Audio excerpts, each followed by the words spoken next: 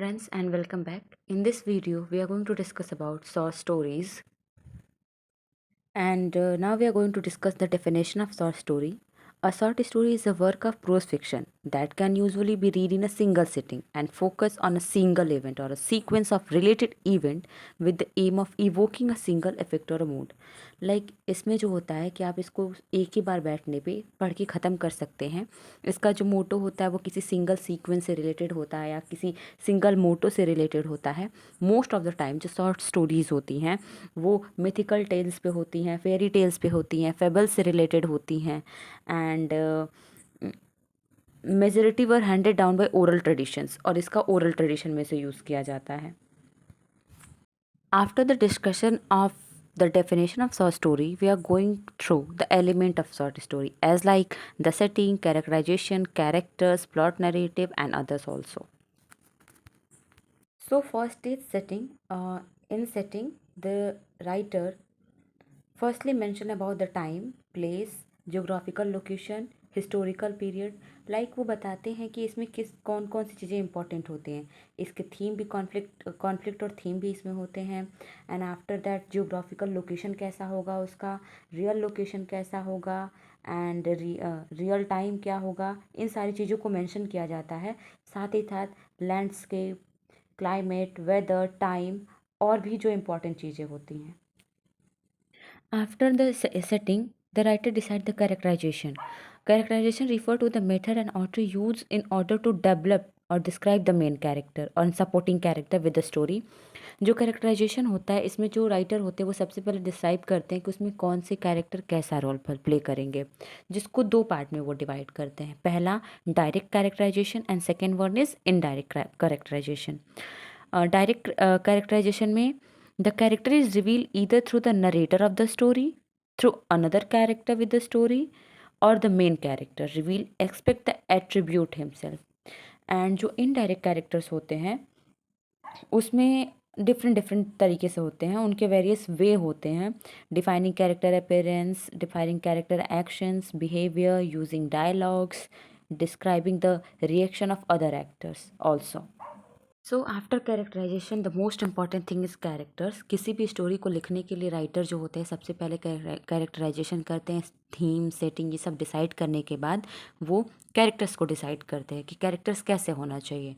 The first word is protagonist, like the main character of the story, जो lead character होता है। And after that antagonist of the story. ये जो होते हैं ना, ये डेविल कैरेक्टर होते हैं, विलेनियस कैरेक्टर, जो हमेशा प्रोटैगनिस्ट के अपोजिट होते हैं। And third one is the round character. ये जो कैरेक्टर होते हैं इनकी कम्प्लेक्स पर्सनालिटी होती है, ना ये बहुत ज़्यादा किसी को ओवर काइंड होते हैं, ना बहुत ज़्यादा चापलूसी करते हैं। उसके बाद हमारा फोर्थ आता है flat character. The inverse of round character is a flat character also. Flat character के बाद पांचवा हमारा है dynamic character. A dynamic character is one that change और grow over time in a meaningful way. जो dynamic characters होते हैं short stories में, ये धीरे धीरे टाइम के साथ बदलते रहते हैं। And after that static character आते हैं, जो ये अनलाइक डायनामिक कैरेक्टर होते हैं, इनको हम पेरिफेरियल कैरेक्टर्स के नाम से भी जानते हैं। Peripheral means the minor figure of a play, like minor character of a play. इसके एग्जाम्पल के लिए नाउ डेज आप मूवीज़ का एग्जाम्पल ले सकते हैं कि किस तरीके से उसमें कैरेक्टर्स जो होते हैं वो डिफर रोल प्ले करते हैं। इसके बाद हमारा आता है प्लॉट और narrative structure. Narrative structure also known as the story line and the plot of a story. And ये डिस्क्राइब करता है फ्रेमवर्क कि ऑथर क्या बताना चाहता है अपने स्टोरी में। इसमें 5 एसेंशियल पार्ट्स और इसके प्लॉट्स होते हैं, जो कि आपका एक्सपोजिशंस है, कॉन्फ्लिक्ट है एंड क्लाइमेक्स है, फॉलिंग एक्शन है, रिजोल्यूशन है।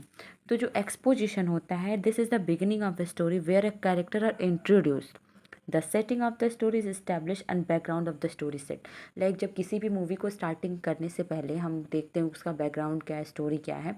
सेम कंडीशन शॉर्ट स्टोरीज में एक्सपोजिशन के लिए यूज़ किया जाता है।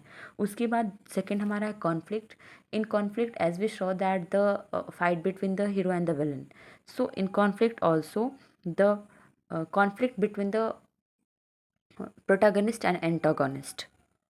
जो कॉन्फ्लिक्ट्स होते हैं ये दो टाइप्स के होते हैं, इंटरनल और external. Sometimes the internal conflict occur when a character struggle with him और हर डिज़ायर्स एज लाइक जब वो अपनी थॉट्स को लेके परेशान होते हैं। एंड एक्सटर्नल कॉन्फ्लिक्ट जो होता है वो कैरेक्टर्स के थ्रू होता है, नेचर और कैरेक्टर के बीच में होता है, कैरेक्टर और सोसाइटी के बीच में होता है। दूसरा हमारा आता है climax. The story climax is panicle of suspense story and character which all preceding plot development. Like उसमें कितना ज़्यादा सस्पेंस होता है। इसमें मेन कैरेक्टर जो होता है वो डिस्कवर करता है किसी चीज़ को, and the main character takes action based on new discovery, और उन डिस्कवरी के हिसाब से वो अपने एक्शंस को बेस करता है। एंड आफ्टर दैट हमारा फॉलोइंग एक्शन आता है, हैविंग रीच और being revealed to peak of a story. Falling action is when the story start to move toward more satisfying conclusion and event and complications begin to fall into place. Any conflict that were raised as a result of climax start to resolve, और ये last में resolve हो जाता है falling actions जो होते हैं। And उसके बाद किसी भी स्टोरी का एक कंक्लूजन होता है जो बहुत इंपॉर्टेंट होता है, क्योंकि शॉर्ट स्टोरी की इम्पोर्टेंस ये होती है कि जो राइटर जब शॉर्ट स्टोरीज़ लिखते हैं तो वो उसे आधे अधूरे बीच में नहीं छोड़ते, उसका एक प्रॉपर कंक्लूजन देते हैं। After this narrator and narration और पॉइंट ऑफ व्यू होता है। नरेशन जो होता है वो किस तरीके से स्पोकन कमेंट्री करता है, वो रियलिटी से रिलेटेड होता है, इसमें वोकैब इम्पॉर्टेंट होता है। और दूसरा होता है हमारा पॉइंट ऑफ व्यू, जो 3 पर्सन पे बेस्ड होता है, फर्स्ट पर्सन, सेकेंड पर्सन और थर्ड पर्सन।